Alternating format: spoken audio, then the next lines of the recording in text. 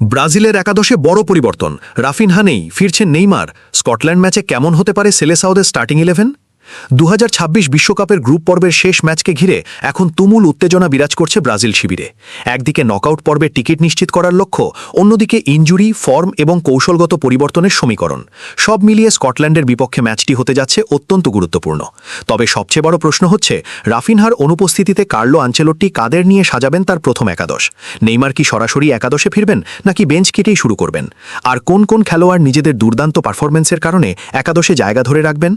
আজকের এই ভিডিওতে আমরা বিস্তারিত আলোচনা করব ব্রাজিলের সম্ভাব্য স্টার্টিং 11, সম্ভাব্য কৌশল এবং কোচ কার্লো আনচেলোট্টির পরিকল্পনা নিয়ে।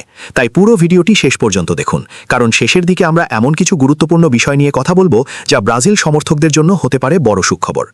বাংলাদেশ সময় অনুযায়ী আগামী 25 তারিখ ভোর 4টায় মাঠে নামবে 5 বারের বিশ্ব চ্যাম্পিয়ন ব্রাজিল, প্রতিপক্ষ স্কটল্যান্ড। কাগজে কলমে ব্রাজিল এগিয়ে থাকলেও বিশ্বকাপের মঞ্চে কোনো দলকে হালকাভাবে নেওয়ার সুযোগ নেই। আর সেই কারণেই কোচ কার্লো আনচেলোট্টি চাইবেন সবচেয়ে ভারসাম্যপূর্ণ এবং কার্যকর একাদশ নিয়ে মাঠে নামতে। তবে ম্যাচটির আগে ব্রাজিলের সবচেয়ে বড় দুশ্চিন্তার নাম রাফিনহা। সর্বশেষ পাওয়া তথ্য অনুযায়ী ইনজুরির কারণে তিনি শুধু স্কটল্যান্ড ম্যাচই নয়, বিশ্বকাপের বাকি ম্যাচগুলো থেকেও ছিটকে যেতে পারেন। ফলে রাইট উইং পজিশনে পরিবর্তন প্রায় নিশ্চিত। চলুন শুরু করি গোলকিপার পজিশন থেকে। এখানে কোনো বিতর্ক বা আলোচনা থাকারই কথা নয়। ব্রাজিলের নাম্বার 1 গোলরক্ষক অ্যালিসন বেকারি থাকবেন পোস্টের নিচে। গত ম্যাচে তার অসাধারণ পারফরম্যান্স সবাই দেখেছে।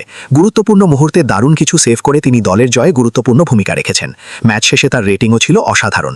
বিশ্বকাপের মতো বড় টুর্নামেন্টে অভিজ্ঞতা, নেতৃত্ব এবং নির্ভরযোগ্যতার কারণে অ্যালিসনকে বাদ দেওয়ার প্রশ্নই ওঠে না। তাই স্কটল্যান্ডের বিপক্ষেও তিনিই থাকছেন ব্রাজিলের শেষ ভরসা। এবার আসা যাক ডিফেন্সে। রাইট ব্যাক পজিশনে দানিলোর জায়গা এখন বেশ শক্ত। গত ম্যাচে তিনি ডিফেন্সিভ এবং অফেন্সিভ দুই দিক থেকেই দারুণ পারফর্ম করেছেন। তার অভিজ্ঞতা এবং ম্যাচ রিডিং ক্ষমতা ব্রাজিলের জন্য বড় সম্পদ। তাই এই মুহূর্তে তাকে সরিয়ে অন্য কাউকে সুযোগ দেওয়ার সম্ভাবনা খুবই কম। আনচেলোট্টি সাধারণত এমন খেলোয়াড়দের ওপরই আস্থা রাখেন যারা ধারাবাহিকভাবে পারফর্ম করে, আর সেই তালিকায় দানিলো এখন অন্যতম। সেন্টার ব্যাক জুটিতেও পরিবর্তনের সম্ভাবনা খুব কম। গ্যাব্রিয়েল ম্যাগেলহাইস এবং মার্কিনহোস গত ম্যাচে অসাধারণ বোঝাপড়া দেখিয়েছেন। দুজনই আত্মবিশ্বাসের সঙ্গে ডিফেন্স সামলেছেন এবং প্রতিপক্ষের আক্রমণ ঠেকাতে গুরুত্বপূর্ণ ভূমিকা রেখেছেন। তাদের সমন্বয় বর্তমানে ব্রাজিল ডিফেন্সের সবচেয়ে বড় শক্তিগুলোর একটি। তাই স্কটল্যান্ড ম্যাচেও এই জুটিকে একসঙ্গে দেখার সম্ভাবনাই সবচেয়ে বেশি। লেফট ব্যাক পজিশনে ডাগলাস সান্টোসের নাম প্রায় নিশ্চিত বলা যায়। মোরক্কো এবং হাইতির বিপক্ষে দুই ম্যাচেই তিনি দুর্দান্ত খেলেছেন। শুধু ডিফেন্সেই নয়, আক্রমণেও গুরুত্বপূর্ণ অবদান রেখেছেন।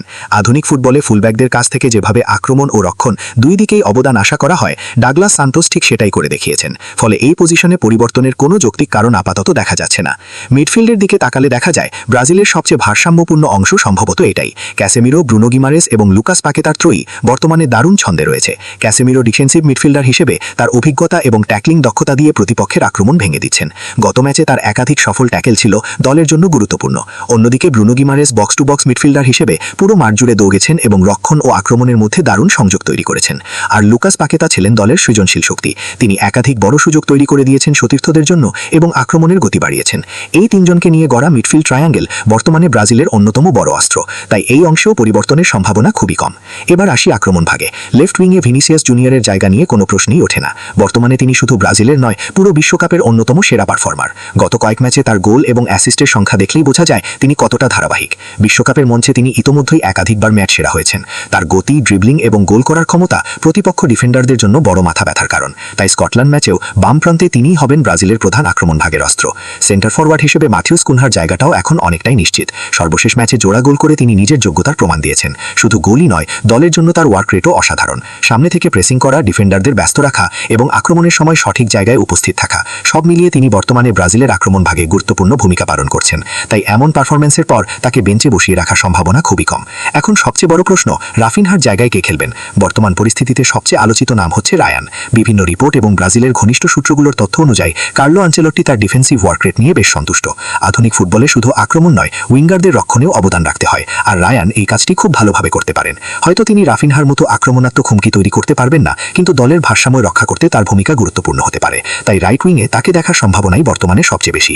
অন্যদিকে লুইস হেনরিকো বিকল্প হিসেবে রয়েছেন, তবে তার সম্ভাবনা তুলনামূলকভাবে কম, কারণ অতীতে যখনই তাকে শুরু থেকে সুযোগ দেওয়া হয়েছে তিনি প্রত্যাশা অনুযায়ী পারফর্ম করতে পারেননি। যদিও বদলি হিসেবে মাঠে নেমে বেশ কয়েকবার ভালো খেলেছেন, গুরুত্বপূর্ণ ক্রস দিয়েছেন এবং আক্রমণে প্রাণ ফিরিয়েছেন, কিন্তু শুরু থেকে খেললে একই প্রভাব রাখতে পারেননি। ফলে ফলে আনচেলত্তি সম্ভবত তাকে সুপার সাব হিসেবেই ব্যবহার করতে চাইবেন।